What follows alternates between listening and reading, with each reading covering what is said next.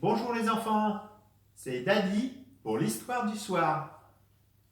Aujourd'hui, je vais vous raconter le rat de ville, le rat des champs. Il était une fois un rat des champs fort heureux qui recevait à souper le rat de ville. Ce vieil ami venait de la cour du roi. Afin de régaler son invité, le rat des champs sortit ses meilleurs fromages, son meilleur lard. Puis, il servit à son hôte du jeune et tendre maïs, ainsi que du pain bien croustillant. Il alla chercher de l'eau fraîche à la source, la plus pure de la forêt voisine. Après ce succulent repas, les deux rats s'assirent devant la cheminée et se mirent à bavarder. Mon ami, je n'arrive pas à comprendre comment tu peux supporter cet endroit lugubre et cette fade nourriture de campagne. Chez moi, à la cour, ce ne sont que des plats délicats et de plus, on donne toutes sortes de bals et de fêtes magnifiques. Il faut absolument que tu t'en rendes compte par toi-même. Viens donc avec moi demain. Qu'en penses-tu, rat des champs? La nuit me portera conseil, mon ami. Je te donnerai ma réponse demain.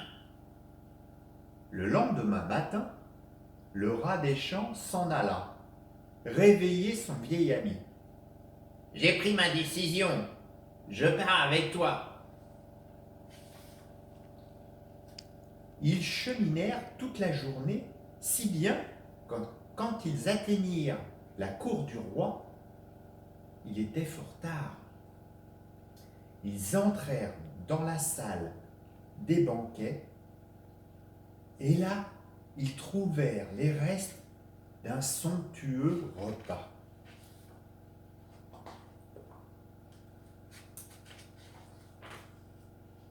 Alors, ils se régalèrent de toutes sortes de gâteaux et de desserts. Ils partagèrent même une coupe de champagne.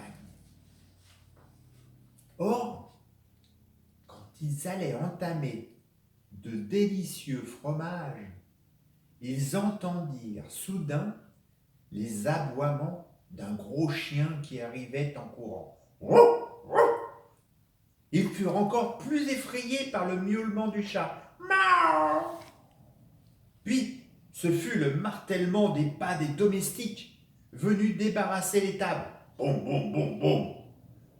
Tout cela fit détaler le rat des villes. Il regagna son trou si rapidement qu'il n'eut même pas le temps de raccompagner le pauvre petit rat des champs.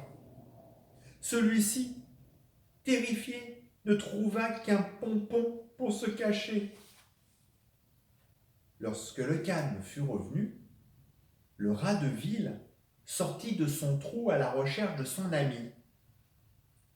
Quand il l'eut retrouvé, ils se précipitèrent tous deux vers l'élégant appartement du rat de ville, derrière le mur de la salle de banquet.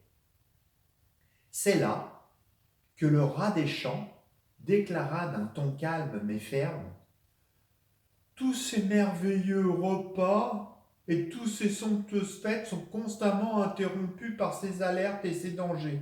Eh bien, je préfère regagner mon humble logis et manger ma nourriture toute simple dans ma paisible campagne. Rat des champs, ne veux-tu pas passer la nuit chez moi? Non, merci. J'en ai assez de la vie de la cour, Lança-t-il, et il dévala le mur du château couvert de lierre. Il passa rapidement devant les grosses bottes resplendissantes des gardes. Puis il se glissa sous la haute grille du château et disparut dans la nuit. Il ne s'arrêtait pas de courir. Arrivé chez lui, le soleil se levait et tout était paisible. Le rat des champs, ravi, avait regagné son modeste logis. Voilà les enfants, c'était l'histoire du rat des villes et du rat des champs. Bisous, faites bien dodo, à demain.